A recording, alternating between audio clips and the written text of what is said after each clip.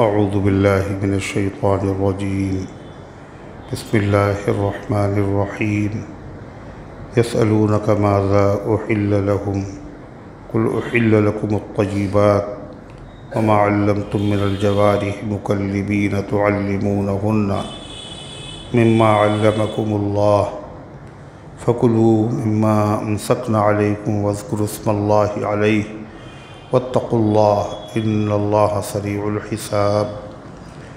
अल-यौमा उहिल्ल लकुमुत तय्यिबात व तआमुल लज़ीना ऊतुल किताब हिल्लुल लकुम व तआमुकुम हिल्लुल लहुम वल मुहसनातु मिनल मुअमिनाति वल मुहसनातु मिनल लज़ीना ऊतुल किताब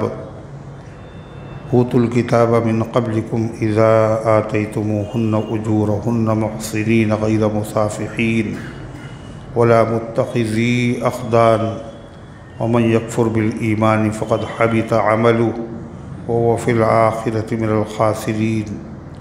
या अय्युहल्लज़ीना आमनू इज़ा क़ुमतुम इलस्सलाति फ़ग़सिलू वुजूहकुम व अयदियकुम इलल मराफ़िक़ि वम्सहू बिरुऊसिकुम व अर्जुलकुम इलल कअबैन व इन कुंतुम जुनुबन फ़त्तहरू व इन कुंतुम मर्ज़ा औ अला सफ़रिन औ जाअ अहदुम मिनकुम मिनल गाइत औ लामस्तुमुन निसाअ फ़लम तजिदू माअन फ़तयम्ममू सईदन तय्यिबन फ़म्सहू बिवुजूहिकुम व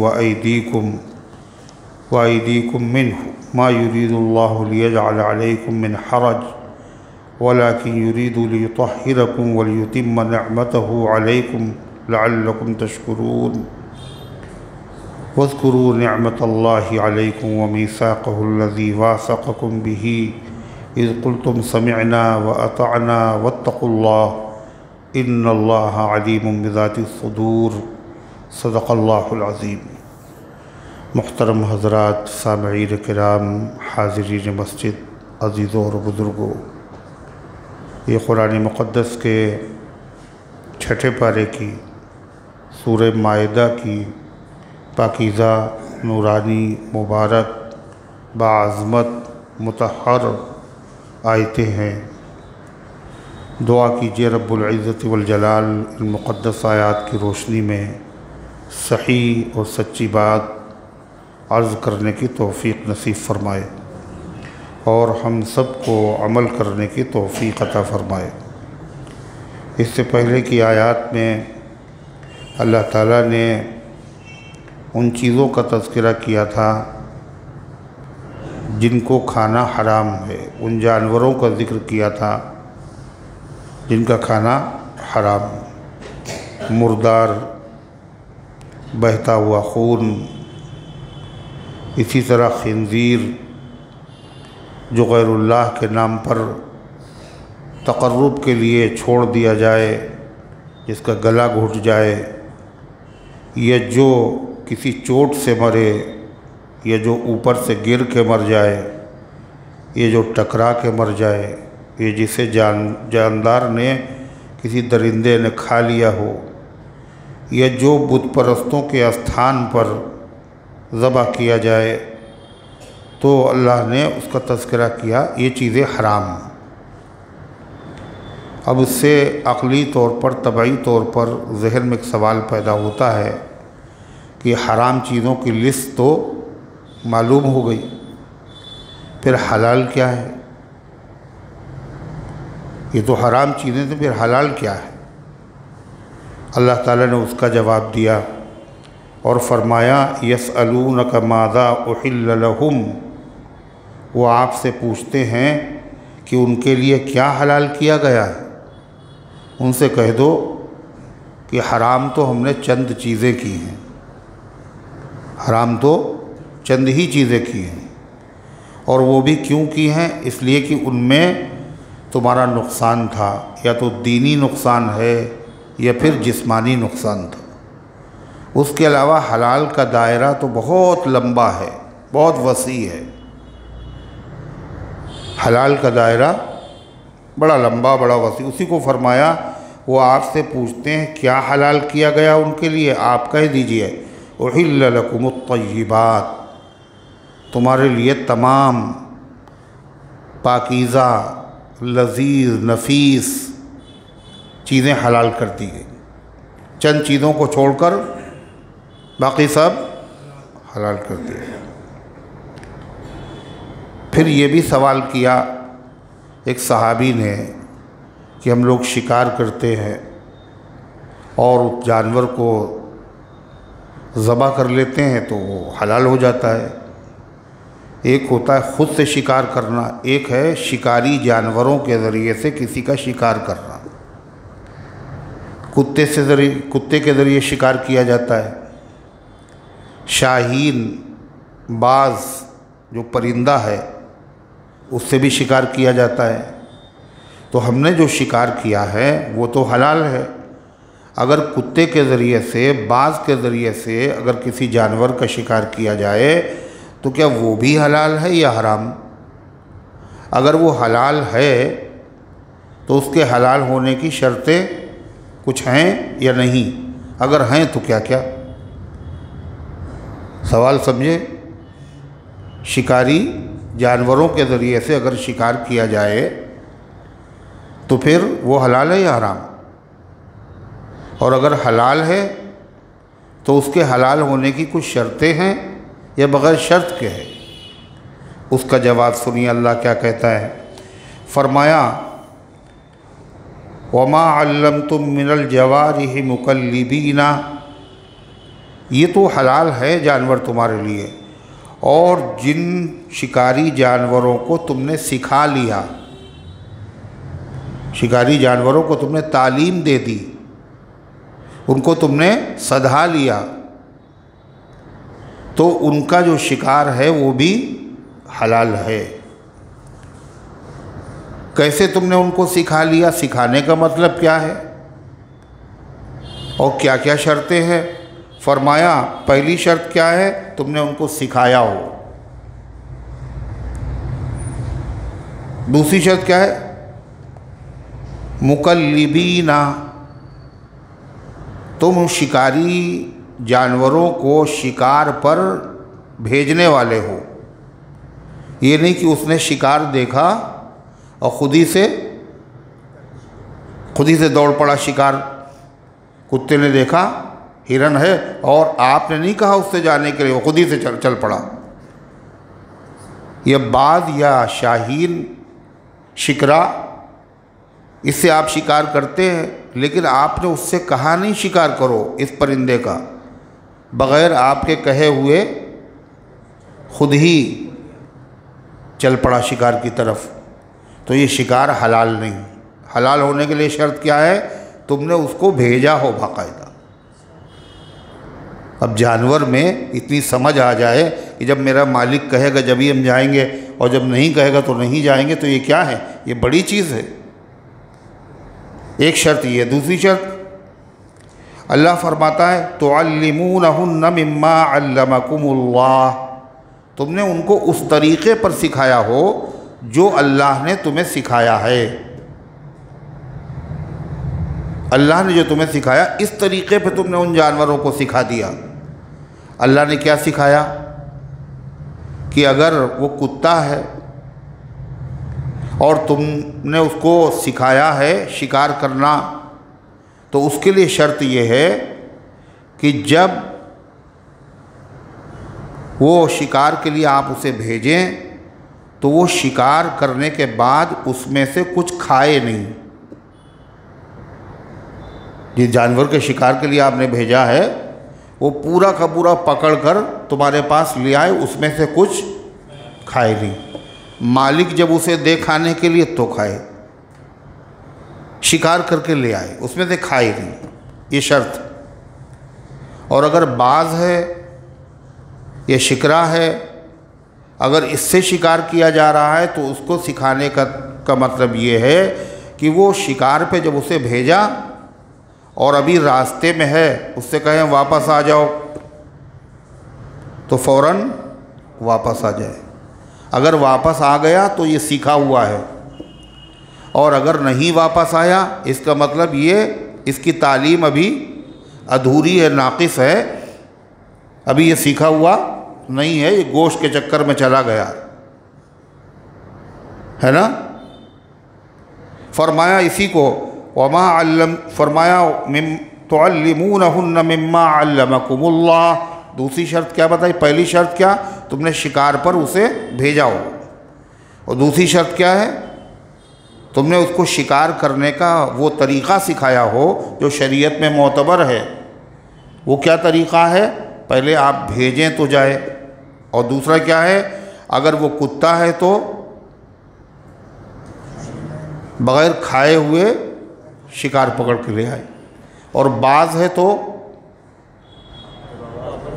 जैसे ही उसे वापसी को कहा जाए फ़ौरन वापस आ जाए। और ये मुश्किल होता है, इंसानों के लिए मुश्किल है, वो वापस आ जाए। तो ये सीखा हुआ। दो शर्तें। तीसरी शर्त क्या है? फरमाया इसी को अल्लाह ताला फरमाता है फ़कुलू मिम्मा अमसकना अलैकुम, तो तुम उस शिकार को खा सकते हो जो उन्होंने तुम्हारे लिए पकड़ा। तुम्हारे लिए पकड़ने का मतलब, अगर उन्होंने उसमें से कुछ खा लिया तो फिर वो उन्होंने तुम्हारे लिए नहीं पकड़ा है बल्कि अपने लिए पकड़ा है। अगर तुमने उसे वापस बुलाया, वापस आ गया तब तो ठीक है, अगर नहीं वापस आया और फिर लेके आया तो उसने तुम्हारे लिए नहीं पकड़ा है बल्कि अपने लिए पकड़ा है। फरमा खा सकते हो तुम उसमें से जिसको पकड़ा हो उन्होंने तुम्हारे लिए। तीसरी शर्त वज़्कुरुस्मल्लाहि अलैहि, जब शिकारी जानवर को शिकार के लिए तुम भेजो तो भेजते वक्त उस पर अल्लाह का नाम ले लो। जैसे छुरी जब चलाई जाती बिस्मिल्लाह अल्लाहु अकबर, ऐसे शिकारी जानवर को भेजा शिकार के लिए तो कहा बिस्मिल्लाह अल्लाहु अकबर, और फिर कह के रवाना कर दिया। अगर बिस्मिल्लाह अल्लाहु अकबर नहीं कहा और भेजा भी और उसने खाया भी नहीं और पकड़ के ले भी आया और वो मर गया, वो मर गया, तो फिर वो हलाल नहीं है। इसलिए कि एक शर्त छूट गई। कौन सी? बिस्मिल्लाह पढ़ के छोड़। फिर ये हुई कै शर्तें? 4। पांचवी शर्त क्या है जो इमाम आज़म अबू हनीफ़ा रहमतुल्लाह अलैह ने बयान फरमाई? फरमाया जब वो शिकार करके आए तो उसने उस शिकारी जानवर को जिसको शिकार किया उसको ज़ख्मी कर दिया हो और उससे खून निकल गया हो। अगर खून निकल गया और वो आपके पास जब लाया जब तक वो मर चुका था तो वो हलाल है। और उसने ज़ख्मी नहीं किया, यूं ही दबा दिया उसने, तो खून निकला नहीं, और जब खून निकला नहीं तो फिर वो हराम है। ये कैसे पता चला? कुरान में मिनल जवारे, जवारे कहते हैं ज़ख्म लगाना। फरमाया अल्लाह ताला ने वत्तकुल्लाह, और अल्लाह से डरो। मतलब अल्लाह से डरो यहाँ क्यों कहा जा रहा है? ये तो हलाल है। फरमा अल्लाह से डरो का मतलब ये है शिकार करने में, हलाल चीज़ों के खाने में, इस्तेमाल में इतने मस्त न हो जाना कि अल्लाह के दूसरे ज़रूरी हुक्मों में गफलत पैदा हो जाए। आम तौर पर शिकारी लोगों से क्या होता है? नमाज की पाबंदी नहीं होती, अब शिकार के चक्कर में पड़े हुए, नमाज की फिर क़ज़ा हो जाएगी। ये इसी तरीके से वत्तकुल्लाह का मतलब ये भी है अल्लाह से डरो, और ऐसा ना हो कोई हलाल होने की शर्त ना पाई जाए और तुम फिर भी उसको खा लो। अल्लाह से डरो। इन्नल्लाह सरीउल हिसाब, अल्लाह बहुत जल्दी हिसाब लेने वाला है। ये ना समझना किसी को पता नहीं है ये हलाल है या हराम, लिहाजा खा लो। किसी को पता हो ना पता हो, मगर अल्लाह को मालूम है। न खुद खाओ हराम को और न किसी को हराम खिलाओ। अगर तुम खुद हराम खा रहे हो तो अल्लाह को मालूम है, अल्लाह के बंदों को धोखा दे के खिला रहे हो, उनके साथ हराम गोश्त बेच रहे हो चंद टके कमाने के लिए, ये क्या अल्लाह को नहीं मालूम? उन गरीबों को तो पता नहीं, उन्होंने आप पे भरोसा किया मुसलमान है लिहाजा हलाल ही जानवर होगा और हलाल तरीके से ज़बह किया गया होगा, लिहाजा वो तो बेगुनाह है। मगर तुमने क्या किया, एक तो हराम चीज़ खिलाई, दूसरे तुमने धोखा दिया है, इसलिए फरमाया अल्लाह से डरो। इन्नल्लाह सरीउल हिसाब, अल्लाह बहुत जल्दी हिसाब लेने वाला है। कहा जल्दी कहाँ, अभी तो क़यामत आएगी कहीं, फिर कहीं हिसाब किताब होगा। तो कहा क़यामत को आप दूर समझ रहे हैं क्या, क़यामत तो बिल्कुल सर पे खड़ी है। 1400 साल पहले कुरान ने ऐलान किया था, क्या कहा था, इक़्तरबतिस्साअतु वंशक़्क़ल क़मर, क़यामत करीब आ गई और चाँद दो टुकड़े हो गया। सूरह क़मर 27वां पारा। मालूम यह हुआ कि क़यामत की निशानियों में से एक निशानी ये भी थी कि चाँद दो टुकड़े हो जाए, वो तो हो चुका। क़यामत की निशानी नबी करीम सल्लल्लाहु अलैहि वसल्लम का दुनिया में आ जाना भी है, इसलिए कि जब तक आप नहीं आए थे उस वक्त तक सबको इत्मीनान था, अभी आखिरी नबी नहीं आए, अब कैसे क़यामत आई। आपने फरमाया बुइस्तु अना वस्साअतु कहातैन, मुझे और क़यामत को इस तरह भेजा गया। दो उंगलियां मिला के आपने इशारा करके बताया, फरमा देखो इन दोनों उंगलियों में, दोनों एक साथ मिली हुई हैं, एक के बाद एक है। इन उंगलियों में एक उंगली दूसरी उंगली से थोड़ा सा आगे है और दूसरी पीछे है। का इतना मैं पहले आ गया हूँ, क़यामत इतनी पीछे है। दूसरी चीज़, जो चीज़ गुज़र गई, जो चीज़ गुज़र गई वो दूर हो गई, और जो चीज़ आने वाली है वो करीब आ रही। अरे है या नहीं, जो वाक़या गुज़र गया तो जैसे जैसे दिन गुज़रते जाएंगे क्या होगा, वो और दूर होता चला जाएगा। और जो आने वाली चीज़ है जैसे जैसे दिन गुज़रेंगे वैसे वैसे करीब आएगा। तो ये क़यामत है, दो क़यामतें हैं, एक क़यामत सुग़रा और एक क़यामत कुबरा। सुग़रा माने हैं, सुग़रा माने छोटी और कुबरा माने बड़ी। छोटी क़यामत और बड़ी क़यामत। छोटी क़यामत क्या है, हर आदमी की मौत, ये छोटी क़यामत है। और बड़ी क़यामत क्या है, तमाम इंसानों और जिनों की एक साथ मौत, यानी इनफिरादी मौत, अलग अलग मौत, ये क्या है, छोटी क़यामत है। इज्तिमाई मौत, सबका मर जाना एक साथ, ये बड़ी क़यामत। और दोनों क़यामतें कैसी हैं, जैसे बड़ी क़यामत का टाइम किसी को नहीं मालूम, ऐसे छोटी क़यामत का टाइम भी किसी को नहीं मालूम। मालूम है मौत कब आएगी, क़यामत कब आएगी, जैसे छोटी क़यामत का वक्त में नहीं मालूम, बड़ी क़यामत का वक्त में। ये भी अचानक आती है और वो भी अचानक आती है। और जो कोई अचानक कोई चीज़ आने वाली हो और पता है कि आ जाएगी वो, तो फिर क्या करना चाहिए, आराम से सोना चाहिए, टेंशन फ्री हो गई, तैयारी करना चाहिए। तो हम सब लोग क्या हैं, बिल्कुल टेंशन फ्री हैं।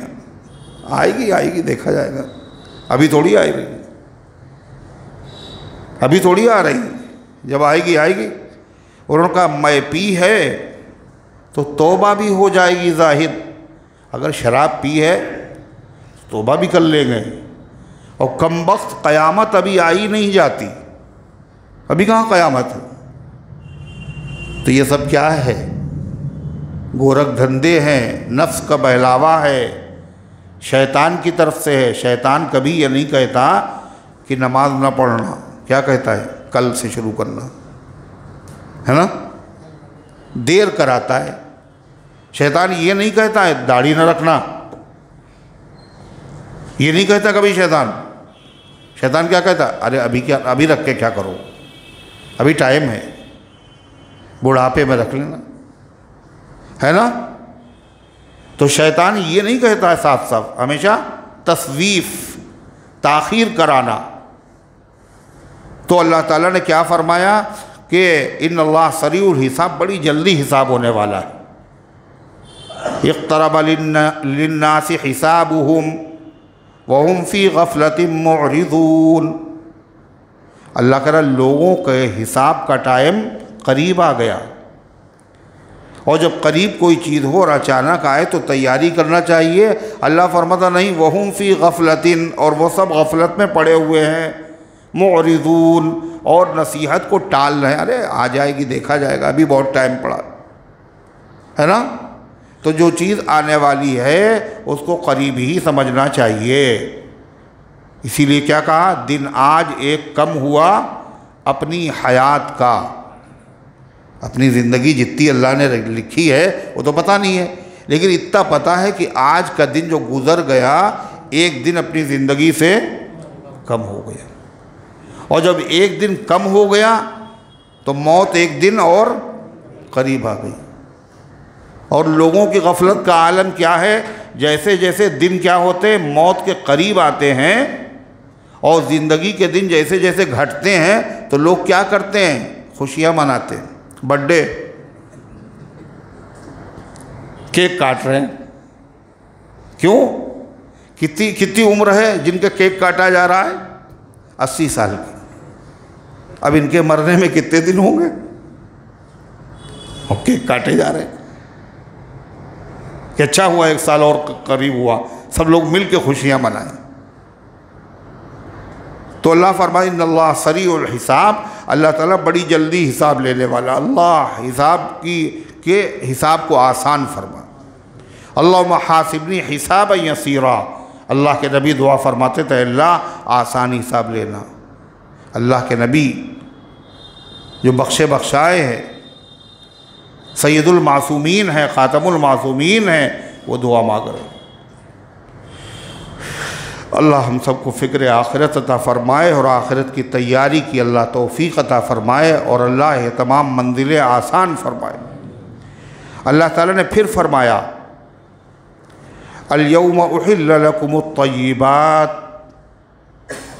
आज तुम्हारे लिए हलाल कर दी गई तमाम चीज़ें। आज का मतलब,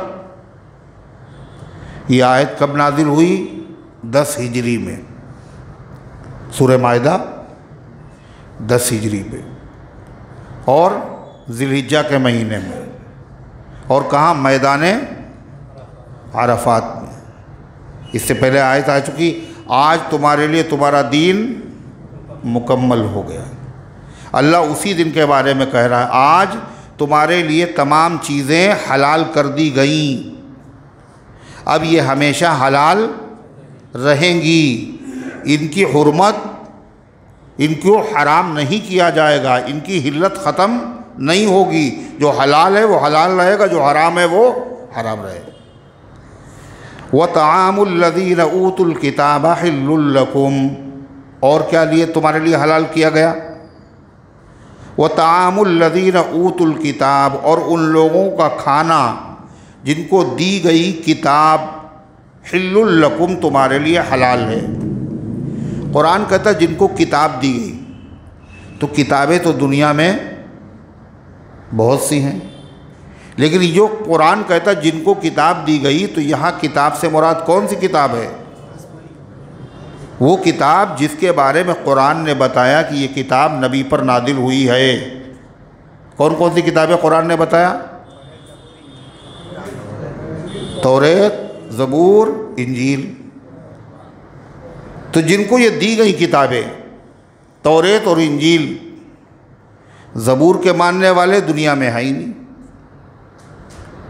तौरात के मानने वाले अपने आप को यहूदी कहते हैं, और इंजील के मानने वाले ईसाई कहते हैं।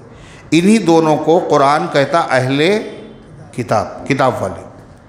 तो इन किताब वालों का जो खाना है वो तुम्हारे लिए हलाल कर दिया गया। अहले किताब का जो खाना है वो तुम्हारे लिए हलाल कर दिया गया। यहूदी अगर खाना दे और ईसाई खाना दे तो कोई हराम नहीं, हलाल है। यहाँ खाने से मुराद चॉकलेट नहीं है, और खाने से मुराद यहाँ गेहूँ और अनाज नहीं है, यहाँ खाने से मुराद है ज़बीहा, यानी जिसको किताबी अहले किताब में से कोई जिस जानवर को ज़बह कर दे तो उस जानवर को वो ज़बह मान लिया जाएगा। वो शरान क्या है, मुसलमानों के लिए क्या है, वो हलाल है।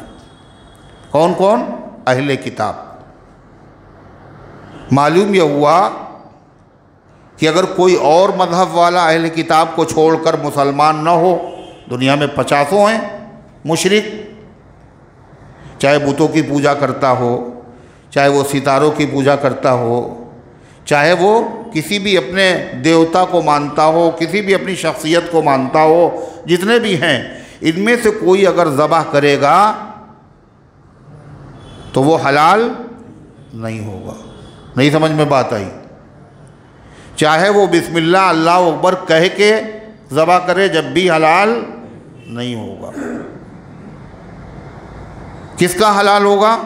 अहले किताब, यहूदी और ईसाई। और वो यहूदी वो ईसाई कौन से? जो वाकई यहूदी और ईसाई हैं। या अगर कोई मुसलमान खुदा न खास्ता मुर्तद हो जाए, अल्लाह ना करे, और वो यहूदी बन जाए या वो ईसाई बन जाए, अब अगर वो ज़बह करेगा तो उसका ज़बह किया हुआ, बोलो, हलाल नहीं होगा, हराम ही रहेगा वो। इसलिए तो मुर्तद हो गया। पहले मुसलमान था, अब मुसलमान होने से वो दीन से फिर गया। जो दीन से फिर जाए, वो कोई भी मज़हब इख्तियार कर ले, वो मुर्तद है। और जो मुर्तद है तो फिर क्या है, उसकी नेकियां सब बर्बाद हो चुकी हैं, लिहाजा वो तो काफिरों से भी ज़्यादा बदतर है। तो अहले किताब का ज़बीहा हलाल है। अहले किताब क्या मुसलमान है? क्या अहले किताब? बोलो, यहूदी क्या मुसलमान है? ईसाई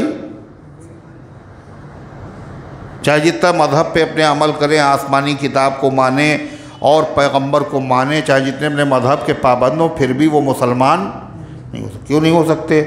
इसलिए कि आखिरी नबी का उन्होंने कलमा पढ़ा नहीं, इसलिए वो मुसलमान नहीं। तो काफिर तो वो भी हुए, अरे हुए नहीं हुए? और काफिर ये सब भी हैं, तो इनका ज़बीहा हराम और उनका ज़बीहा हलाल। ऐसा क्यों? ये फ़र्क क्यों है भाई? यहूदी भी काफिर, ईसाई भी काफिर, और भी दूसरे मुशरिक हैं, हर एक का ज़बीहा हराम है, लेकिन सिर्फ यहूदी और ईसाइयों का ज़बह किया हुआ जानवर हलाल क्यों है?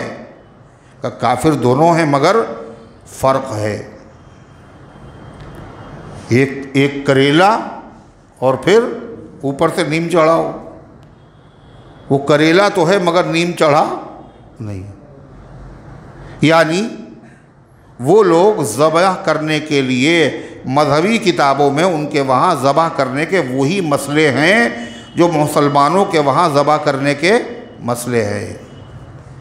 यानी बग़ैर अल्लाह का नाम लिए हुए अगर जानवर को ज़बह कर दिया जाए, जैसे मुसलमानों के वहाँ हराम है, ऐसे वो भी आसमानी किताबों के मानने वाले हैं, उनके वहाँ भी बग़ैर ज़बह किया हुआ क्या है, झटके का क्या है, हराम।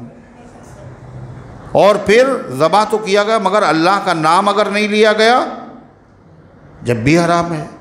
जैसे मुसलमान इसको हराम समझता है, ऐसे यहूद और नसारा भी बग़ैर अल्लाह का नाम लिए ज़बह करने को हराम समझते हैं।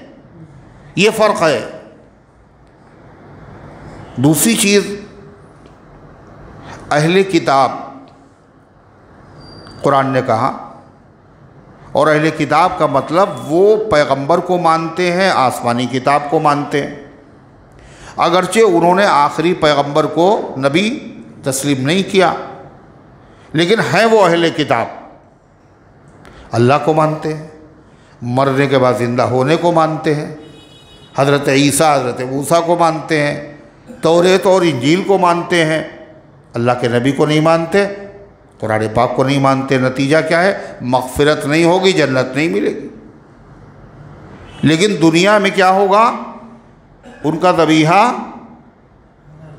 हलाल, उनका ज़बीहा ज़बह किया जानवर क्या होगा? हलाल होगा। लेकिन अगर यहूदी और ईसाई अपने मज़हब से बरगश्ता हो जाए, मज़हब से कोई मतलब नहीं, मुल्हिद हो जाएं, दहरिये बन जाएं, कम्युनिस्ट बन जाएं, जैसे आजकल यहूदी और ईसाई जो हैं इनका मज़हब से कोई लेना देना नहीं है, ये सब कौम हैं। मर्दमशुमारी के रजिस्टर में पूछा गया क्या लिखे तुम्हारा मज़हब? बोले यहूदी ईसाई, इससे ज़्यादा कुछ नहीं। हज़रत अली रज़ी अल्लाह ताला अन्हु ने फरमाया, कबीले बनु तगलब एक कबीला था अरब में, वो ईसाइयों का कबीला था। तो हज़रत अली रज़ी अल्लाह ने फरमाया कि इनका ज़बह किया हुआ हराम है, मैं हलाल नहीं समझता। और थे वो अहले किताब, थे वो अहले किताब। क्यों कहा हज़रत अली ने? हज़रत अली रज़ी अल्लाह ने फरमाया इनके वहाँ इनके मज़हब में से सिर्फ शराब बाकी रह गई और कुछ नहीं बाकी रहा। इनके अंदर मजहबी कोई चीज़ बाकी नहीं रही। इनका मज़हब में क्या चीज़ बाकी रही? खाली शराब पीना।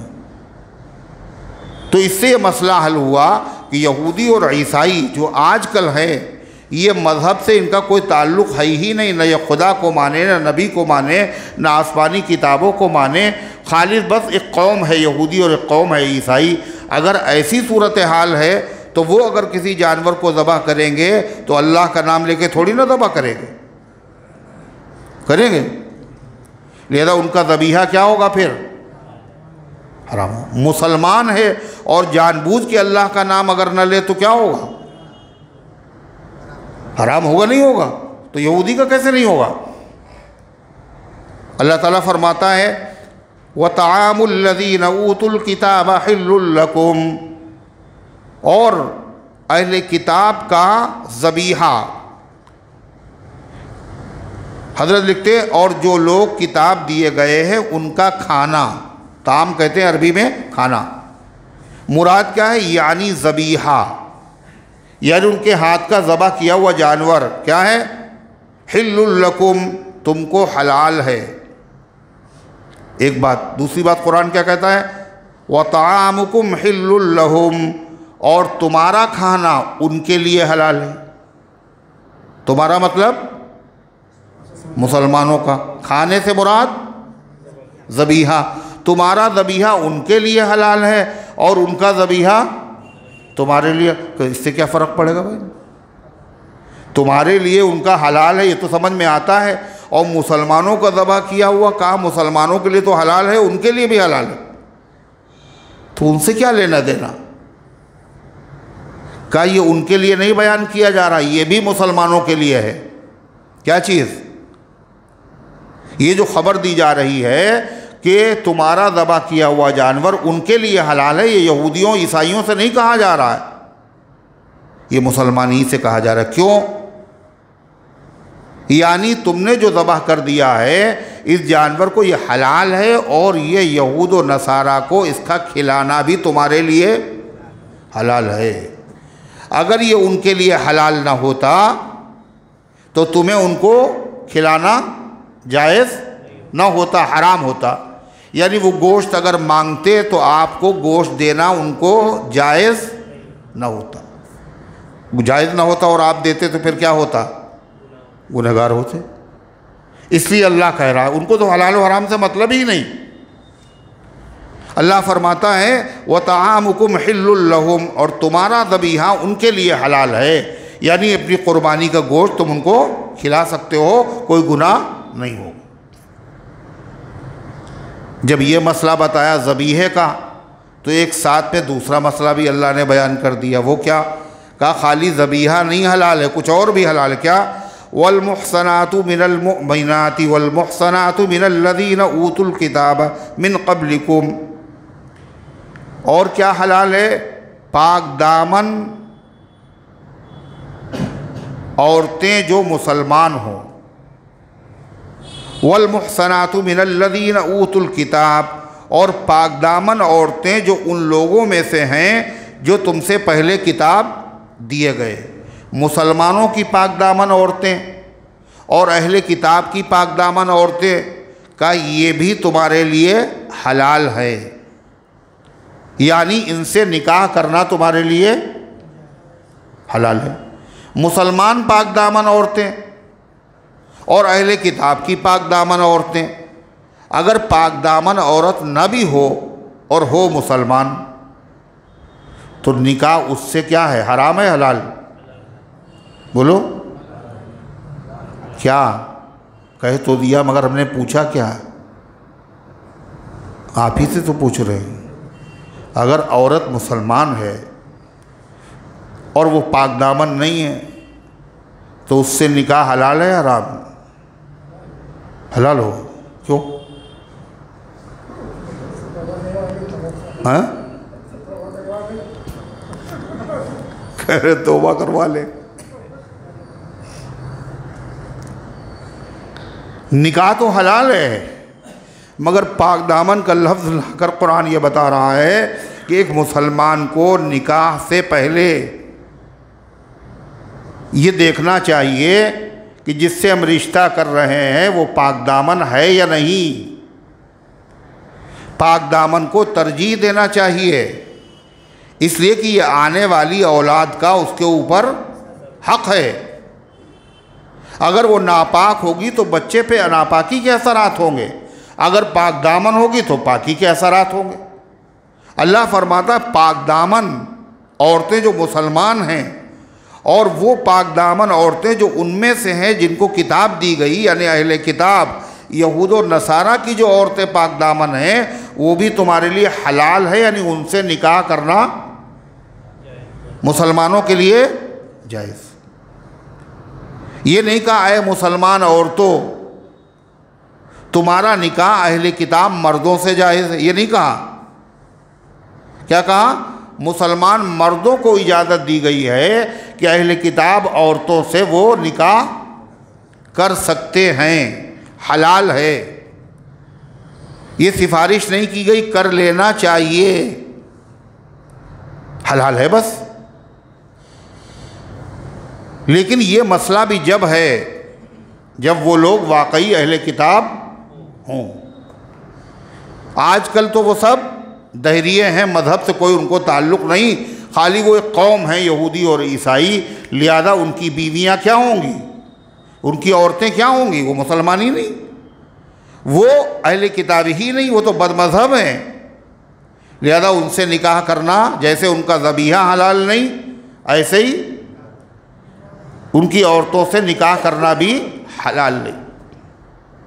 ये तो आज के, लेकिन जब हलाल था, जब वो लोग अपने मज़हब पर कायम थे, उस ज़माने में भी उन औरतों से, अहले किताब की औरतों से निकाह को शरीयत ने हलाल तो कहा, लेकिन उनसे निकाह करने की तरगीब और शौक़ नहीं दिलाया।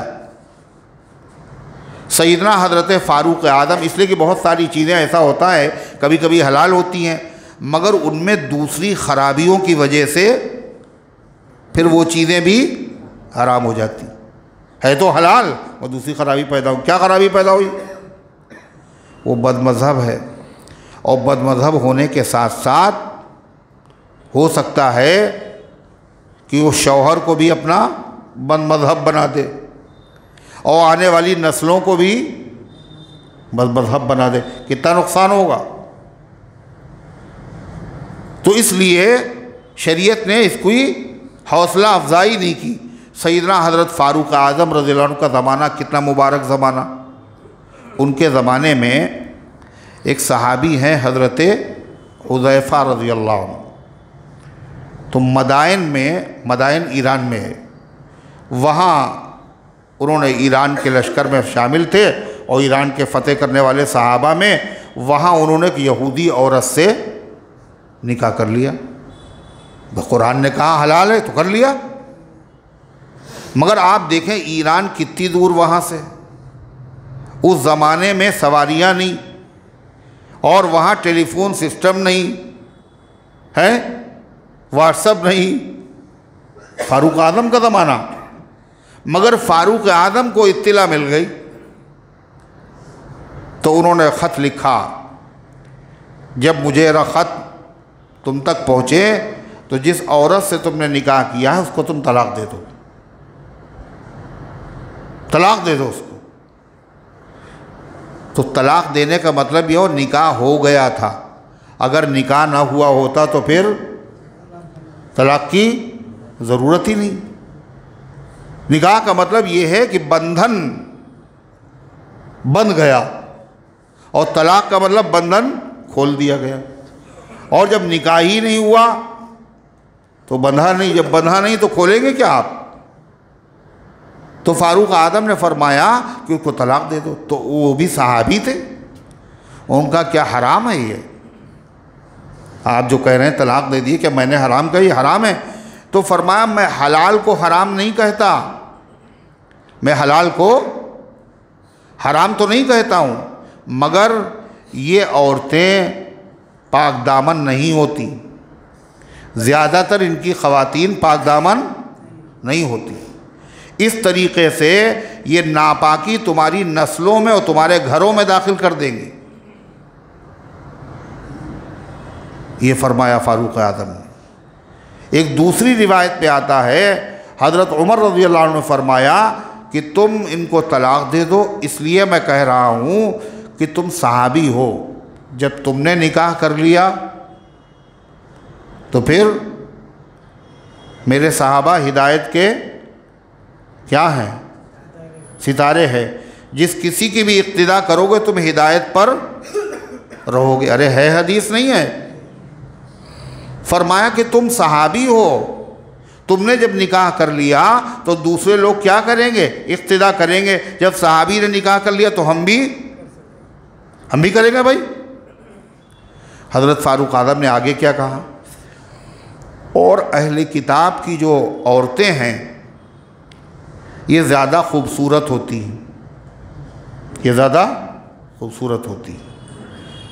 इस खूबसूरती की वजह से, उनके हुस्न व जमाल की वजह से लोग ज़्यादातर निकाह अहले किताब ही से करेंगे, और ये मुसलमान औरतों के लिए ये चीज़ फितना बन जाएगी। हज़रत फारूक आज़म ने उस ज़माने में ये बात कही थी, और चीज़ों का उनको अंदेशा नहीं था। उस ज़माने में हिम्मत ही नहीं थी कि साहब अगर किसी अहले किताब औरत से निकाह कर ले कोई मुसलमान, तो वो औरत उसके ऊपर इतना प्रेशर डाल दे और इस कदर जो है वो माइल कर ले कि वो उसका शौहर यहूदी ईसाई हो जाए। हो नहीं सकता था। मगर आज क्या है? आज मुसलमानों को खुद अपना मज़हब पता नहीं, और अगर कर लिया निकाह तो फिर क्या नतीजा होगा? हो सकता है वो आपको अपने मज़हब में ले आए, वरना पूरी की पूरी नस्ल तो क्या हो जाएगी? यहूदी और ईसाई बना ही लेगी।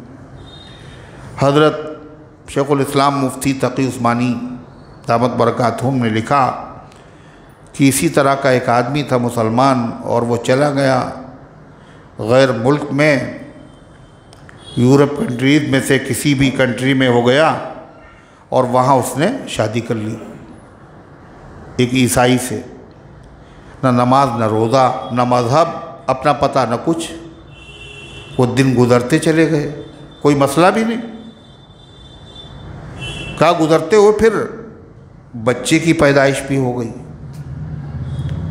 और कोई बहस भी नहीं हो रही मजहबी, न कोई इस्लामी घर था हमारा और न कोई वैसा था। जैसे वो वैसे हम। कहा एक दिन कुरान पाक रखा हुआ था, तो पढ़ता मैं नहीं था, मगर रखा था कुरान। तो देखा वो कुरान गायब है। तो मैंने अपनी बेगम से पूछा कि वो यहाँ एक किताब रखी हुई थी, वो क्या हुई? कहने वो किसी मतलब की तो थी नहीं, ना आप उसे देखते थे ना उसे पढ़ते थे। हमने कहा ये कचरा है, लिहाजा हमने क्या किया, उसको डस्टबिन में डाल दिया। अब वो दिल के ऊपर बहरहाल चोट लगी, बड़ी गर्द पड़ी हुई थी काहे पे, चिंगारी के ऊपर। इतनी राख थी, पता ही नहीं चल रहा था इसमें चिंगारी है। पूरी आग बुझ चुकी, लेकिन हल्की सी चिंगारी थी। जब उसने ये सुना कि किताब को कूड़ेदान में डाल दिया तो उसमें गैरत जागी कि ये तो बड़ा मसला हो जाएगा। अल्लाह ने इसको हिदायत का ज़रिया बनाया। अब वो बीवी को कायल करे तो कैसे कायल करे, इसलिए आता जाता तो कुछ नहीं, जो बहस भी कर सके किसी बात पर, दलाइल का जवाब दे सके, कुछ नहीं। बेइंतहा परेशान हुआ और परेशानी के बाद उसने हज़रत के पास ख़त लिखा और बहुत रो रो करके बड़ी मायूसी के साथ, तो हज़रत ने तसल्ली दी इसको और कहा कि तुम ऐसा है कि उससे बहस मत करो, मजहबी बहस मत करो, खामोशी इख्तियार करो। और फुला किताब मैंने लिखी है ईसाइयत के सिलसिले में, वो किताब उसको दो और मैं दुआ कर रहा हूँ। तो खैर उसने जो है वो किताब पढ़ना शुरू की और कहा कुछ भी ना कहना उससे। कहते हैं कि नतीजा ये हुआ, एक दिन उसने खुद कहा कि मुझे भी कलमा पढ़ा लो तुम, और वो मुसलमान हो गई। लेकिन ना होता ऐसा तो क्या होता, सोचिए आप। ये नतीजा काहे का था? ऐसी खातून से निकाह करने का था। यही नहीं बल्कि पूरी मुस्लिम हुकूमतें तबाह हो गई अगर एक खातून उनके घर में किसी शहजादे के वहाँ आ गई। ये तो बाद में सारी चीज़ें ख़तरात पैदा हुए हैं, पहले तो यही ख़तरा खाली था फ़ारूक आज़म का जो ज़माना था। इसलिए बहरहाल उलमा ने लिखा अगर वाकई वो अहले किताब है, यहूदी है, ईसाई है, वाकई मज़हब पे अपने कायम है, फिर भी उनसे निकाह करना क्या है? मकरूह जब भी है, क्या है? हलाल तो है, हराम नहीं है। मगर तो अल्लाह ताला ने क्या फरमाया, सुनिए। फरमा वल मुहसनातु मिनल मुमिनात, और पारसा औरतें भी जो मुसलमान हों, वल मुहसनातु मिनल लदीना ऊतुल किताब, और वो पारसा यानी पाकदामन, और वो पारसा औरतें जो उन लोगों में से जो तुमसे पहले किताब दिए गए हैं, उनसे निकाह करना क्या है? हलाल है। लेकिन शर्त क्या है? इज़ा आतैतुमूहुन्ना उजूरहुन्ना, जब तुम दे दिया करो उनको उनके महर, उनका मुआवजा। निकाह में महर की कितनी अहमियत है, महर दे दिया करो। चाहे मुसलमान औरत से निकाह हो, चाहे अहले किताब से हो, महर दे दिया करो। मुहसिनीन गैर मुसाफिहीन, ये निकाह हलाल तो है, तुम बीवी बनाने वाले हो यानी निकाह करने वाले हो, इसकी तो इजाज़त है। गैर मुसाफिहीन, ना अलल ऐलान बदकारी करने वाले हो, वला मुत्तखिज़ी अख़दान, न चुपके चुपके दोस्ती करने वाले हो। पाक दामन बीवी भी हो और पाक दामन शौहर भी हो। अल्लाह ताला फरमाता है लेकिन अंदेशे और ख़तरे तो हैं कि गैर मज़हब की वो है औरत, हो सकता है उसमें इतना ज़्यादा जुनून हो और इतनी ज़्यादा उसके अंदर जो है वो मक्र हो जिसके ज़रिए से तुम्हें मोहब्बत। ऐसी शादियाँ आमतौर पर क्यों होती हैं? मोहब्बत की वजह से ना। अरे मोहब्बत ही में तो होती है, और मोहब्बत में फिर क्या होता है? आदमी अंधा हो जाता है और महबूब की हर चीज़ ख़राब लगती, हर चीज़ अच्छी लगती है, यहाँ तक कि उसके अंदर जो आयब होता है वो आयब भी अच्छा लगता है। और अगर दुश्मनी नफ़रत हो तो अच्छी चीज़ें भी ख़राब लगती। तो इसलिए बहुत चांसेस इसके हैं कि निकाह करने के नतीजे में मज़हब भी तुम्हें अच्छा लगने लगे और तुम अपने मज़हब को छोड़कर उस मज़हब को इख्तियार कर लो। नतीजा क्या होगा? तुम्हारी दुनिया भी बर्बाद और आखिरत भी बर्बाद। इसलिए आगे अल्लाह फरमाता है ओमन यकफुर बिल ईमान, और जो शख्स ईमान के साथ कुफ्र करेगा, जिन चीज़ों पर ईमान लाना है उन चीज़ों का इनकार कर दे, जो हलाल है उसको हराम कह दे, जो हराम है उसको हलाल कह दे, फ़क़द हबिता अमलुहु, तो उस शख्स का अमल गारत हो जाएगा, उसकी सारी नेकियां बर्बाद हो जाएंगी, वो मुर्तद हो गया। वो फिल आखिरति मिनल खासिरीन, और वो आखिरत में निहायत नुकसान उठाने वालों में से होगा। यहाँ तक जो अल्लाह ने बयान किया वो नेमतें हैं। किसकी? अल्लाह की। हलाल चीज़ें, लजीज़ चीज़ें, और दीन कामिल, किताब कामिल, सबसे अज़ीम पैगंबर का उम्मती, अहकाम में सहूलत, आसानियाँ, अल्लाह ने क्या क्या नेमतें अता फ़रमाई। जब इन नेमतों को बंदा देखता है तो उसके दिल में क्या चाहता है? जिसने इतनी नेमतें दी हैं तो क्या करें? उसका शुक्रिया अदा करें, और उस मालिक के दरबार में हम जाएं और जाकर के शुक्रिया अदा करें। ये जज्बा जो बंदे के दिल में पैदा हुआ तो अल्लाह ताला ने आगे आयत में अपने दरबार में शुक्रिया अदा करने के लिए हाज़िरी का तरीक़ा और अदब बताया। क्या अदब है? जब मेरा शुक्रिया अदा करने के लिए मेरे दरबार में आना, यानी जब तुम नमाज़ पढ़ना तो नमाज़ पढ़ने से पहले तुम्हें कुछ करना पड़ेगा। तैयारी क्या? वुज़ू। सुनिए, या अय्युहल्लज़ीना आमनू, ऐ ईमान वालो, इज़ा कुमतुम इलस्सलात, जब तुम नमाज के लिए खड़े हो, उठो। उठने का मतलब सो रहे थे, अब सो के उठे नमाज पढ़ने के लिए। यह उठने का मतलब ये है जाग रहे थे लेकिन अब नमाज पढ़ने के लिए अपने काम से फारिग होकर उठे। तो क्या करो? फरमाया फ़ग़सिलू वुजूहकुम, तो अपने चेहरों को धो लिया करो। वाइदियकुम इलल मराफ़िक़ी, और अपने हाथों को कोहनियों समेत धो लिया करो। वमसहू बिरुऊसिकुम, और अपने सरों पर भीगा हुआ हाथ फेर लिया करो। वारजुलकुम इलल काबैन, और अपने पैरों को टखनों समेत धो लिया करो। ये वुज़ू का तरीक़ा अल्लाह ने बताया है। ये चारों चीज़ें जो कुरान में ज़िक्र हुई हैं वुज़ू के में, ये चारों क्या हैं? फ़र्ज़ हैं। और तरतीब भी इसी तरतीब के साथ। पहले काहे का जिक्र है? चेहरा धो, फिर हाथ, और फिर मसा, और फिर पैर। ये फ़र्ज़ है, लेकिन हम लोग शुरू क्या करते हैं? हाथ से। ये सुन्नत है, ये सुन्नत है। पहले हाथ धोए जाए, कुल्ली की जाए, नाक में पानी डाला जाए, फिर ये सब सुन्नतें हैं। फ़र्ज़ ये कितने फ़र्ज़ हैं? 4। कौन कौन? चेहरा धोना, दोनों हाथ कोहनियों तक धोना, सर का मसा करना, और पैरों को धोना। मसा नहीं करना, पैरों को धोना। लेकिन इसमें मिक़दार नहीं बताई गई कि कहाँ से कहाँ तक। किताबों में क्या लिखा हुआ है?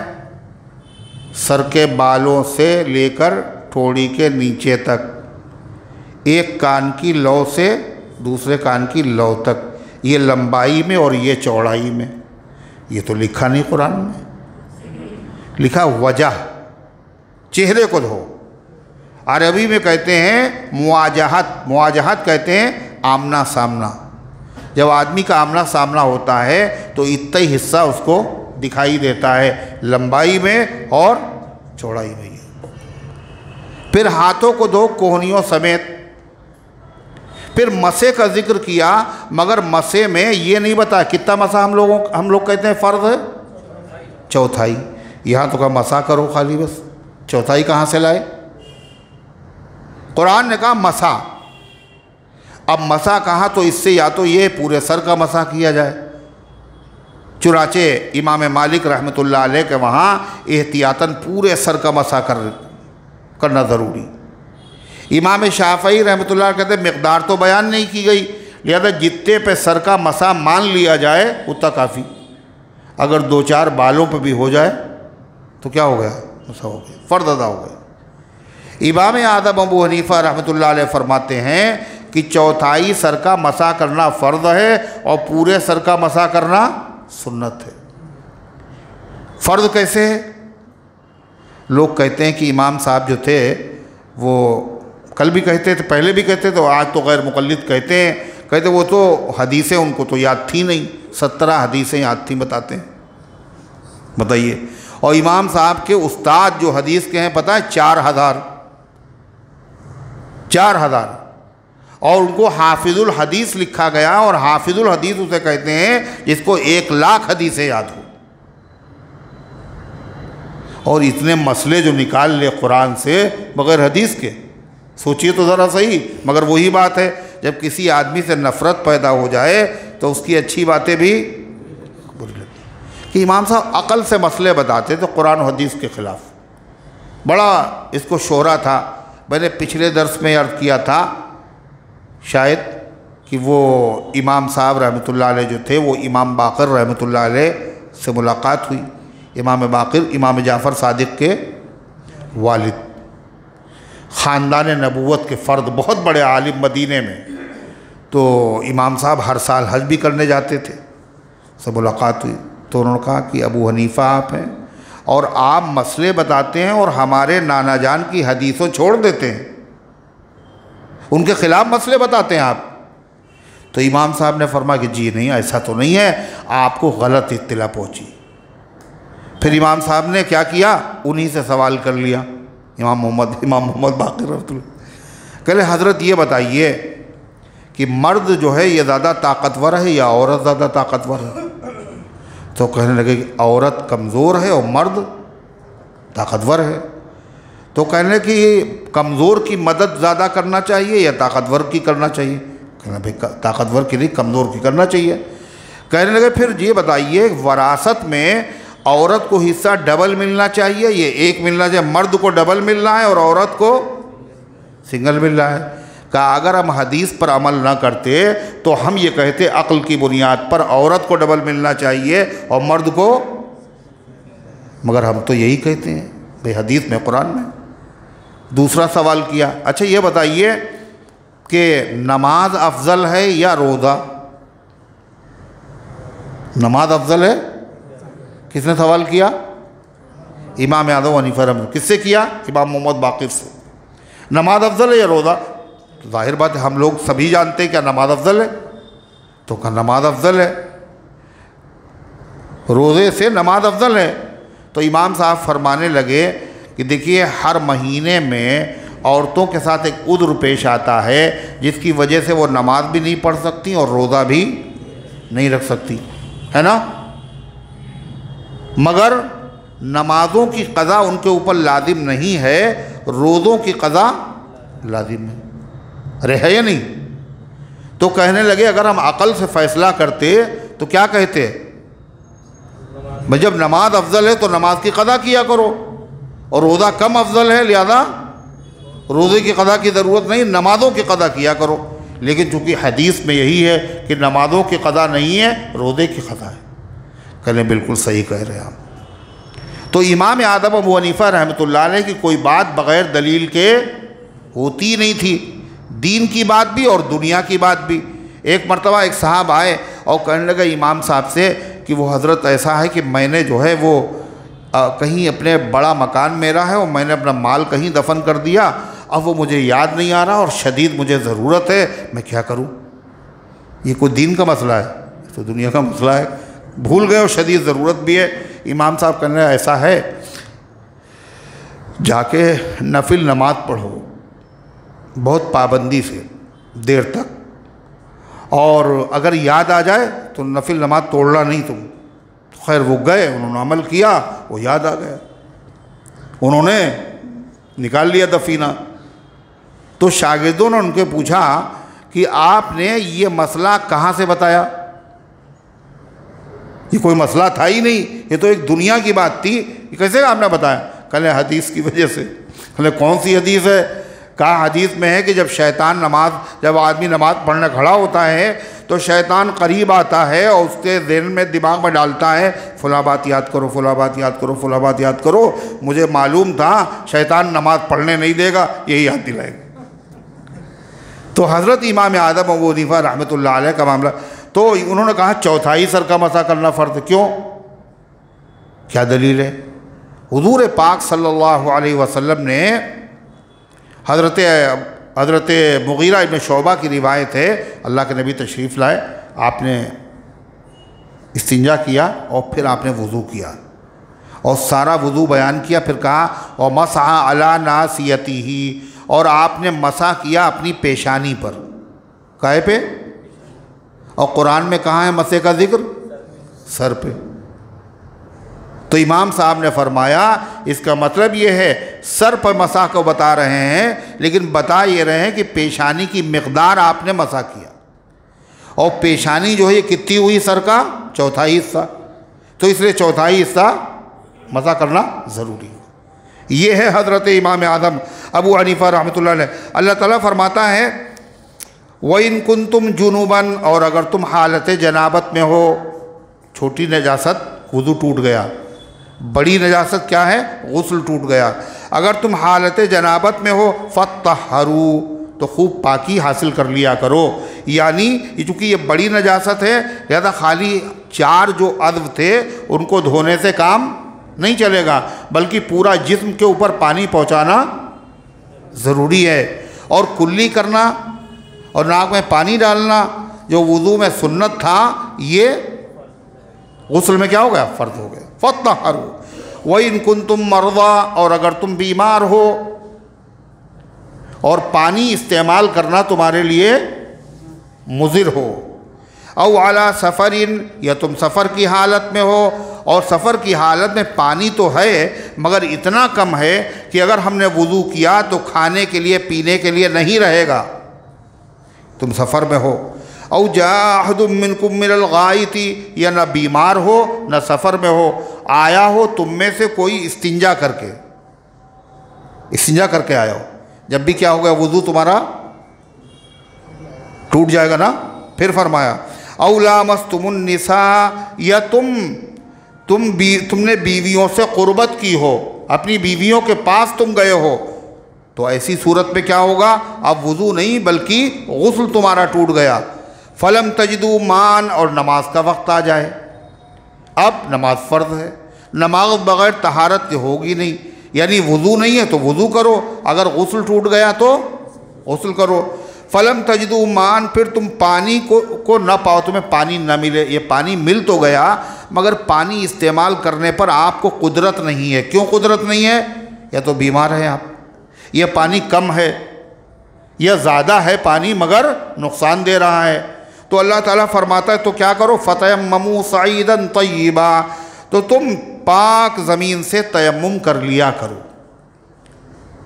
और तयम्मुम क्या है, कैसे करेंगे तयम्मुम? गुस्ल में तो 4 फ़र्ज़ थे, तयम्मुम में और कम कर दिए। क्या करेंगे तयम्मुम? सुनिए, वो भी बयान किया कुरान में। फ़मसहू बिवुजूहिकुम व अयदीकुम, मसा कर लिया करो, अपने हाथों को फेर लिया करो चेहरों पर और अपने हाथों पर। हो गया तयम्मुम। यानी आदमी ने हाथ रखा और उसके बाद अगर ज़्यादा गर्द गुबार लग गया तो उसको फूंक दिया और उसके बाद पूरे चेहरे पे फेर लिया 1 मरतबा, और दोबारा हाथ रखे। फिर उसने क्या किया, दाहिने हाथ को बाएं हाथ से मसा किया इस तरीक़े से, और इस वाले हाथ में इस तरह मसा कर लिया, बस हो गया था। एक साहब जो थे उन्होंने क्या किया, वो जा रहे सफ़र पे और वो सियासी लीडर थे, वो इलेक्शन का ज़माना था, तो उन्होंने सोचा नमाज भी पढ़े ताकि लोगों को और भरोसा ज़्यादा हो, और पानी वानी था नहीं, तो उन्होंने कहा तयम्मुम करके नमाज़ पढ़ी जाएगी। तो तयम्मुम कभी किया नहीं था, तो उन्होंने क्या किया, अपने पानी लिया, उसके मिट्टी ली और मुंह में डाल ली अपना, यानी कुल्ली की जगह। शरीयत कितनी हसीन है, सोचिए आप।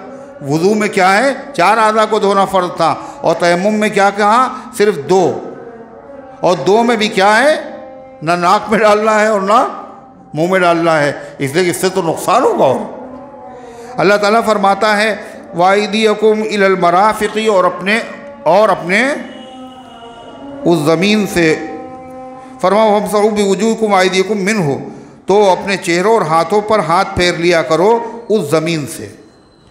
मा युरीदुल्लाहु लियजअल अलैकुम मिन हरज, अल्लाह को ये मंजूर नहीं है कि अल्लाह तुम्हें तंगी में मुब्तला करे, है ना। अल्लाह को अगर ये मंजूर होता तो क्या कहता, नहीं बग़ैर वुज़ू के नमाज नहीं हो, कुछ भी करो, खाली पीने का पानी है, नहीं है पानी, नहीं वुज़ू करना ज़रूरी, चाहे प्यासे मर जाओ, अल्लाह का हुक्म होता। यह बहुत महंगा पानी मिल रहा है और मुसाफिर हैं, तो अगर तंगी करना होती तो क्या कहा जाता, पानी ख़रीद के वुज़ू करो, चाहे सफ़र का पैसा रहे, ऐसा नहीं। अल्लाह ने कितनी आसानी, अल्लाह नहीं चाहता है कि तुम्हें तंगी में मुब्तला करे, वलाकिन युरीदु लियुतहिरकुम, लेकिन अल्लाह चाहता है कि तुम्हें पाक कर दे पानी से। और अगर पानी नहीं है तो फिर ये भी अल्लाह ने इस उम्मत के ऊपर इनाम फरमाया कि किसी उम्मत को अल्लाह ताला ने अगर वुज़ू न कर सके, उनको वुज़ू ही ज़रूरी था, इस उम्मत के लिए क्या है, तयम्मुम की इजाज़त है। लियुतहिरकुम वलियुतिम्म निअमतहु अलैकुम, और अल्लाह चाहता है ताकि अपनी नेमत तुम्हारे ऊपर पूरी कर दे, लअल्लकुम तशकुरून, ताकि तुम पाक साफ़ हो जाओ। तहारत अल्लाह के दरबार में हाज़िरी है। तो अल्लाह ने क्या कहा, दरबार में जब जाओ तो कैसे जाओ, पाक साफ़ होकर के। किसी आदमी की ताज़ीम में ये भी है उसके वहाँ आदमी मैला सैला ना चला जाए। इसी तरीक़े से ताज़ीम में क्या है, पहले कहा वुज़ू करो, वुज़ू करने से क्या होगा, ये हाथ पैर, ये चार आधा जो कहे हैं कुरान ने, आम तौर पर ये खुले रहते हैं, इन पर गर्द गुबार आ जाता है। अरे आता नहीं आता, इसलिए इनको धोया करो, इन्हीं को कहा। और उसके बाद जो है ये भी फरमाया कि ये तो हुई जिस्म की पाकी। अगर दुआ भी पढ़ोगे तो क्या होगा, दिल भी पाक हो जाएगा। ये हाथ पैरों के ऊपर गुबार होता है, जब वुज़ू करता है आदमी तो क्या होता है, वो साफ़ हो जाता है। और हज़रत मौलाना अबरारुल हक़ साहब रहमतुल्लाह अलैह, अल्लाह ताला उनकी कब्र पर हज़ारों रहमतें नाज़िल फ़रमाए, हज़रत कहते थे ये मस्जिदों में तौलिए देखे टंगे हुए नहीं है ना, मस्जिद में तौलिए जगह जगह देखे, ये सब वुज़ू करके लोग इनमें अपने हाथ पोंछते हैं। तो हज़रत फरमाते थे गुबार कहीं और का है, बाहर का, मस्जिद में लेके आए और उसको पोंछ करके अल्लाह के घर में टांग दिया। अल्लाह के घर से गंदगी दूर करना चाहिए, ये पूरी बाजार की गंदगी मस्जिद में टांग देना चाहिए। और वैसे क्या है, साइंसी एतबार से कहने दूसरे की, एक भाई दूसरे का ताउल इस्तेमाल न करे। और यहाँ क्या है, जो आ रहा है वो पोंछ रहा है। ये नज़ाफ़त के भी ख़िलाफ़ है, पाकीज़गी के भी ख़िलाफ़ है, और पोंछना ज़रूरी है भी नहीं। दोनों चीज़ें साबित हैं, पोंछ भी सकते हो और न पोंछने की भी इजाज़त है। तो अल्लाह ताला ने बड़ी सहूलतें इस उम्मत को अता फ़रमाई और बड़ी आसान शरीयत अल्लाह ताला ने अता फ़रमाई। अल्लाह फरमाता वज़्कुरू निअमतल्लाहि अलैकुम, और याद करो अल्लाह ताला की नेमत जो अल्लाह ने तुम्हें अता फ़रमाई है। और मीसाक़हुल्लज़ी वासक़कुम बिही, और अल्लाह के उस अहद को याद करो जो अल्लाह ने तुमसे अहद लिया। अल्लाह ने क्या अहद लिया, जब कहा ला इलाहा इल्लल्लाह मुहम्मदुर रसूलुल्लाह, जब कहा हम ईमान ले आए, तो ईमान लाने के साथ साथ हमने अल्लाह से क्या कर लिया, वादा कर लिया, अय अल्लाह तेरे तमाम हुक्मों को मानेंगे, अय अल्लाह तेरे अहकाम पर अमल करेंगे। अल्लाह फरमाता जो अहद तुमने किया है उसको भी याद रखो। क्या अहद किए लिया था तुमने, इज़ क़ुल्तुम, जब तुमने कहा था समिअना व अताना, हाँ हमने सुन भी लिया और हम मानेंगे भी। वत्तक़ुल्लाह, और अल्लाह से डरते रहो। इन्नल्लाह अलीमुम बिज़ातिस सुदूर, अल्लाह तबारक व तआला दिल की धड़कनों से वाकिफ़ है। फिर फरमाया या अय्युहल्लज़ीना आमनू, अभी कहा था ये तो इबादत से मुताल्लिक़ हुक्म है। तुमने कहा था अल्लाह हम तमाम हुक्मों को मानेंगे, ये तो तुमने कहा था मानेंगे, अब अमल के लिए तैयार हो जाओ। हर लाइन में शरीयत में जिस वक्त जो हुक्म हो उस पर अमल करेंगे। क्या हुक्म दिया, अय ईमान वालो कूनू क़व्वामीन लिल्लाहि शुहदा बिल क़िस्त, अय ईमान वालो तुम अल्लाह ताला के लिए पूरी पाबंदी से इंसाफ करने वाले और शहादत अदा करने वाले रहो। कूनू क़व्वामीन लिल्लाह, तुम खड़े हो जाओ अल्लाह के लिए, गवाही देने के लिए इंसाफ के साथ। कहीं गवाही की अगर ज़रूरत पड़े तो क्या हो, मुँह न छुपाओ, गवाही दे दो, वरना हकदार का हक मारा जाएगा। और गवाही दो तो कैसी दो, सच्ची गवाही दो, और गवाही छुपाओ भी नहीं, गवाही छुपाने से भी मना फरमाया। अल्लाह ताला फरमाता और इंसाफ ऐसा करो दोस्त हो चाहे दुश्मन, लेकिन इंसाफ के खिलाफ तुम्हारा न कदम उठे, न कलम चले और न तुम कोई अमल करो। क्या कहा अल्लाह ताला ने, सुनिए, वला यजरिमन्नकुम शनानु कौमिन अला अल्ला ताजिलू। और इंसाफ कहाँ पे नहीं होता? दो वजहों से इंसाफ नहीं होता। कौन कौन?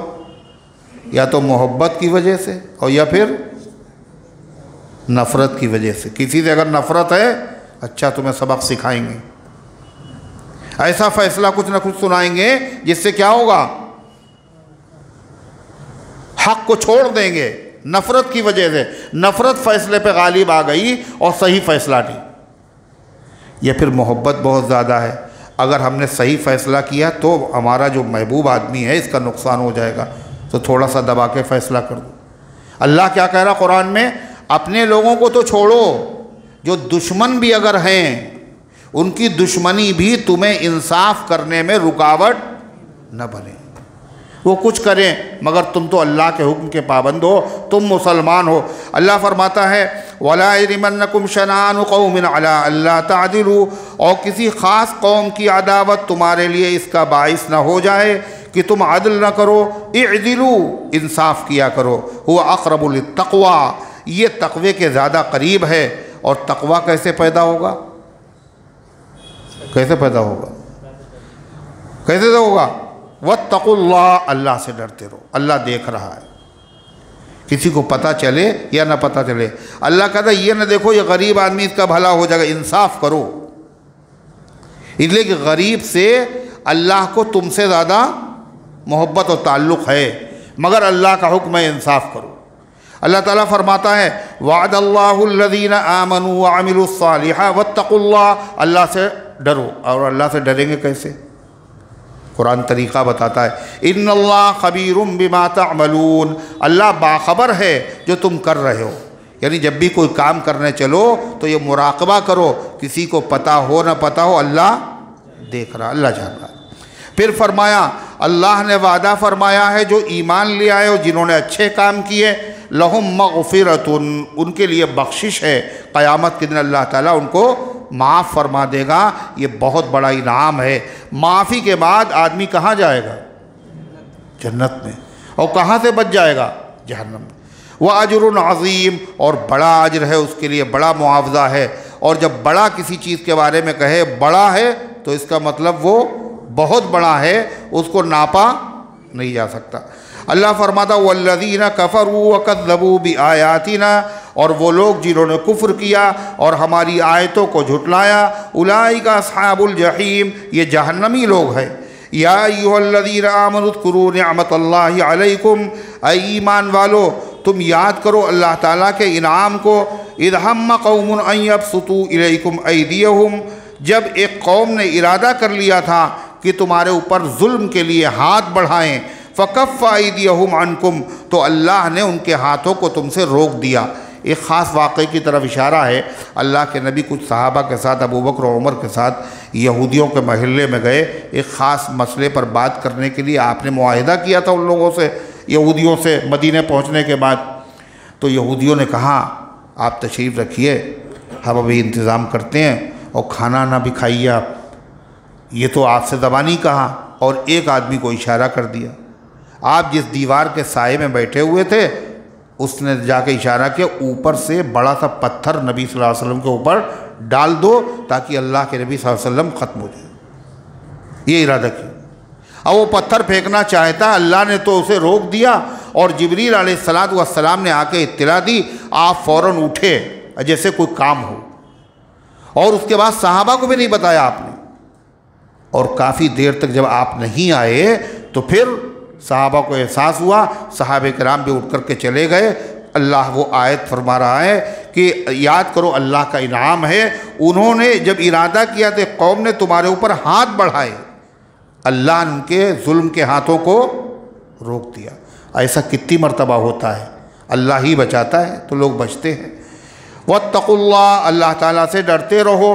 कहा अगर हम इतना ख्याल करेंगे, ऐसे लोगों के साथ भी अगर हम इंसाफ करेंगे तो ये तो हमारे साथ धोखा करेंगे। अल्लाह फरमा तुम इंसाफ पे कायम रहो और भरोसा अल्लाह पे करो। दुश्मन अगर मजबूत है तो हिफाजत करने वाला उससे ज़्यादा मजबूत है। वत्तकुल्लाह, अल्लाह ताला से डरो। वअलल्लाहि फलियतवक्कलिल मुमिनून, और ईमान वालों को अल्लाह ही पर भरोसा करना चाहिए। अल्लाह इन गुजारिशात को कबूल फ़रमाए, अमल करने की तौफ़ीक़ अता फ़रमाए। आइंदा बुध को दर्स नहीं होगा, सफ़र है, इसलिए इत्तिलाअन अर्ज़ है। मेरे इम्तिहान होने वाले, अल्लाह इम्तिहान में कामयाबी अता फ़रमाए। जो बच्चे और बच्चियां इम्तिहान दे रहे हैं, अल्लाह सबको कामयाब। मेरे अमान का ये क्या है? ये भी इम्तिहान है क्या? अच्छा, एडमिशन का है। अमान का एडमिशन हो जाए, दाखिला हो जाए, अल्लाह ताला उसके लिए आसानी पैदा फरमाए। या लतीफ़ु या फ़त्ताहु पढ़ें जब कोई काम मुश्किल हो। शब बारात की रात जागना फ़र्ज़ है कि नहीं? रोज़ा रखना चाहिए या नहीं? ये सवाल तो बड़ा माकूल है और ज़रूरत भी इसकी है। शब बारात में जागना जो है ये तो मकसूद है ही नहीं। बहुत से लोग समझते हैं खाली शब बारात में जागना चाहिए, चाहे कैरम कलम में बैठ के कैरम खेलते रहो ताकि नींद ना आए और पलक न झपके, बस जागना है। या चार लोग बैठ कर के बातें करते रहेंगे, ये फिर नौजवानों की टोली बन जाएगी और गाड़ियों के ऊपर बैठ कर के पूरे शहर का राउंड करेंगे ताकि रात भर जागे। जागना मकसद नहीं है, इबादत की रात है, इबादत के लिए जागना। फिर ये भी फ़र्ज़ नहीं है, बल्कि क्या है? क्या ये सुन्नत है, जागकर इबादत करना, और जितना आसानी के साथ हो सके उस तरह जागना। फिर ये जागना इबादत के लिए है, और इबादत में भी मनमानी की इजाज़त नहीं है। जो जी में आया वो शुरू कर दिया। अब क्या जी में आया कि इबादत तो करेंगे शब रात में, मगर कहाँ करेंगे? मस्जिद में चलेंगे। क्यों? घर में अगर करेंगे इबादत तो नींद आएगी, मस्जिद में अगर जागेंगे तो फिर क्या होगा? वहाँ चाय वाय के बीच में दौड़ चलेगा और कुछ बीच में नमकीन भी खाई जाएगी और लोग होंगे एक साथ, तो देर तक सही रहेगा मामला। मगर ये तरीक़ा क्या है? खिलाफ सुन्नत है। नफल इबादत के लिए मस्जिद अफजल नहीं है, नफल इबादत के लिए क्या है? घर अफजल है। नफिल नमाज मस्जिद आयशा में नहीं, मस्जिद नबवी में भी अफजल नहीं है नफिल नमाज पढ़ना। मस्जिद नबवी के मुकाबले में अपनी क़यामगाह, अपने होटल पर नफिल पढ़ना अफजल है। ये मसला बहुत से लोग नहीं जानते। तहियतुल मस्जिद मस्जिद नबवी में जाकर पढ़ें तो तहियतुल मस्जिद का मतलब मस्जिद की नमाज तो मस्जिद ही में होगी। उसके अलावा जो नफिल नमाज है वो होटल पे पढ़ना ज़्यादा अफजल है। और ख़ुद नबी करीम सल्लल्लाहु अलैहि वसल्लम नफिल नमाज कहाँ पढ़ते थे? बोलो, घर में। और आपका घर कहाँ था? मस्जिद नबवी से बहुत दूर था ना, इतना मुत्तसिल था। आज भी हुजूर का घर मौजूद है जहाँ आपकी वफ़ात हुई। जैसे ही दरवाज़ा खुला पहली सफ़ में आप आ गए। मस्जिद से मुत्तसिल, मगर फिर भी सारी नफिल नमाज घर में पढ़ते थे। मुत्तसिल भी मस्जिद थी, मिली हुई, और मिली होने के साथ साथ आपका घर बहुत बड़ा नहीं था, बहुत छोटा, तंग भी था। इतना तंग था, सहाबा कहते हैं कि अगर हाथ उठाते तो छत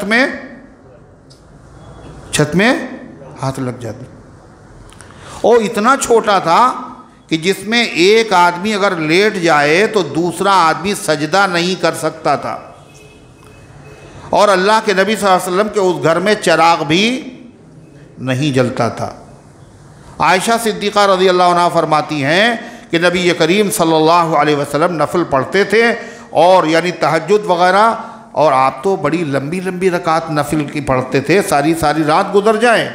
तो फरमाती हैं जब सजदा करते तो जगह तो होती नहीं, मैं लेटी होती, तो मेरे पैर पे आप हाथ रखते, हम अपने पैरों को समेट लेते और फिर अल्लाह के नबी सजदा कर। इतनी कम जगह, और दरवाज़ा खोलें तो मस्जिद में आ जाएं, फिर भी नफिल नमाज, तहज्जुद की नमाज कहाँ पढ़ते थे अल्लाह के नबी? घर में पढ़ते थे। लिहाजा जो इबादत सुन्नत के मुताबिक हो, चाहे थोड़ी देर हो, उस इबादत का सवाब ज़्यादा है। और जो इबादत ज़्यादा हो मगर सुन्नत के ख़िलाफ़ हो, उस इबादत में वो नूर, वो रौनक पैदा नहीं होगी। जागना, जाग कर इबादत करना। फिर लोग ये भी समझते हैं कि सारी रात जागना ज़रूरी, जैसे लोग समझते हैं कुरान खानी के लिए क्या है, कुरान पूरा होना ज़रूरी। पूरा कुरान ज़रूरी नहीं, एक पारा पढ़ लो, एक सूरत पढ़ लो, बख्श दो। इसी तरीके लोग समझते हैं सारी रात जागना नहीं है, थोड़ी देर जाग लिए सुन्नत के मुताबिक, फिर नमाज पढ़ ली इशा की जमात के साथ, और फिर फजर की नमाज पढ़ ली जमात के साथ। ये काफ़ी है, पूरी रात जागने का सवाब लिखा जाएगा। फिर रात में जाग करके क्या करें, नफल पढ़ें, क़ज़ाए उम्री पढ़ें, कुरान पाक की तिलावत करें, और इसी के साथ साथ दुआएं मांगें अल्लाह ताला से, और उसी के साथ साथ सुबह रोज़ा रखना है। ये जो रोज़ा है ये भी अच्छी तरह समझ लो, शब बारात का जो रोज़ा है 15 तारीख का, ये सुन्नत नहीं है, ये रोज़ा सुन्नत नहीं है। एक रिवायत से सिर्फ साबित है। क्या सुन्नत है फिर? 13, 14, 15 3 दिन रोज़ा रखना। हर महीने में 3 दिन रोज़ा रखना, 13, 14, 15 ये सुन्नत है। शाबान का महीना, इसमें भी 3 दिन रोज़ा रख लीजिए, 13, 14, 15। सिर्फ 15 का रोज़ा रखना ये नबी करीम अलैहिस्सलातु वस्सलाम से यह आपका मुबारक तरीक़ा नहीं, सुन्नत नहीं। सुन्नत किसे कहते हैं? जिस काम को आपने बार बार किया हो। और हदीस जिससे एक मरतबा साबित हो, एक हदीस से साबित है, और वो हदीस भी ज़ईफ़ है। और ज़ईफ़ हदीस होने का ये मतलब नहीं होता है कि बेकार है वो हदीस। बहुत से लोग यही समझते हैं, कहते ये ज़ईफ़ है, तो ज़ईफ़ होने का मतलब क्या, हदीस ठीक नहीं है क्या? अरे बाप तुम्हारा अगर ज़ईफ़ है तो क्या मतलब है, घर से निकालो, अभी तो ज़ईफ़ हो गया है बाप। हदीस तो फिर भी है, फ़ज़ाइल में उसका एतबार है। चौथी चीज़ ये, बहुत सारे लोग ये जो गैर मुक़ल्लिद हैं वो ये फ़िदा फैलाते हैं कि शब बारात साबित ही नहीं है, शब बारात में इबादत करना बिदअत है, शब बारात के सिलसिले में रिवायात ज़ईफ़ हैं। ये भी खूब अच्छी तरीके से समझ लीजिए, ये सब उनकी तो दुनिया ही अलग है। 10 सहाबे किराम से शब बारात की फ़जीलत के बारे में रिवायात मौजूद हैं। सहाबा का तरीक़ा, ताबईन का तरीक़ा, तबे ताबईन का तरीक़ा इस रात में इबादत करने का था, मगर वही तरीक़ा इबादत तन्हाई में, घर में। आम दिनों में तहज्जुद के वक्त अल्लाह ताला की तरफ से तजल्ली होती है, ऐलान होता है, हल मिन साइल, है कोई मांगने वाला, हल मिन मुस्तरदिक़िन, है कोई रोज़ी का तलबगार। लेकिन ये कब होता है?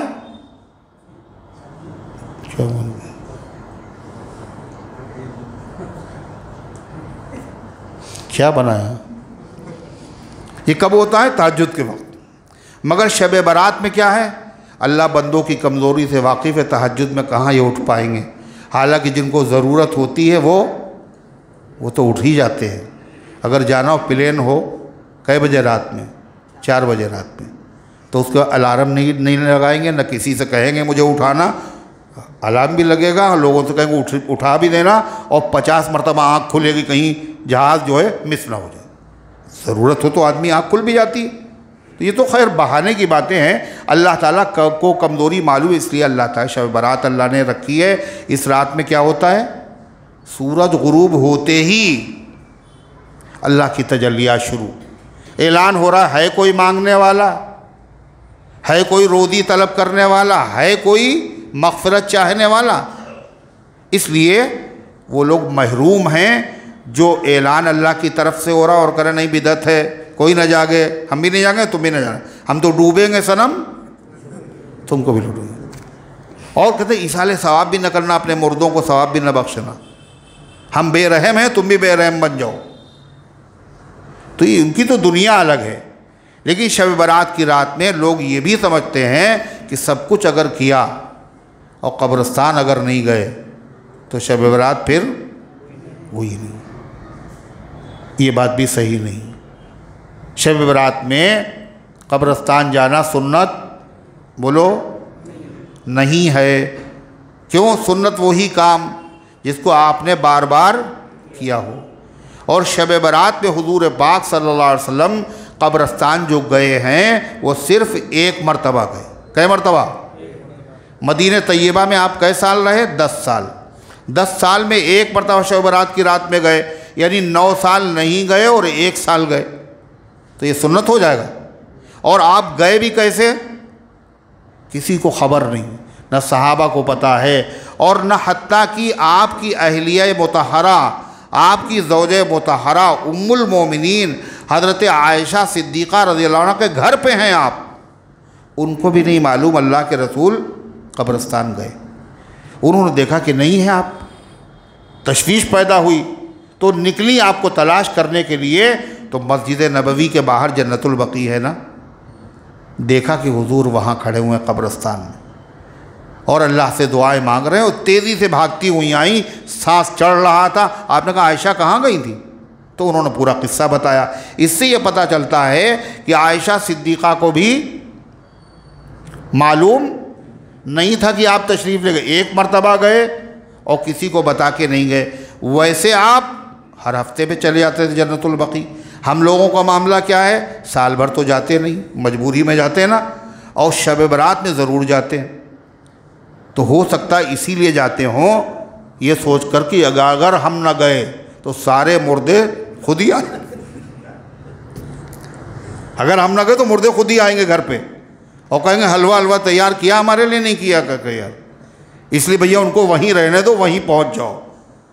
तो इसलिए जो अमल जिस दर्जे में साबित है उसी दर्जे में करना चाहिए, सुन्नत के मुताबिक इबादत हो और ये समझ करके इबादत हो कि शब बरात तो बहुत आई चली गई, इसके बाद भी आएंगी, लेकिन क्या पता हम लोगों को मौका मिले या ना मिले। इसलिए एक एक लम्हे को गनीमत समझें, सुन्नत के मुताबिक इबादत करें, अल्लाह ताला के सामने रो रो कर गिड़गिड़ा गिड़ा कर दुआएँ मांगें।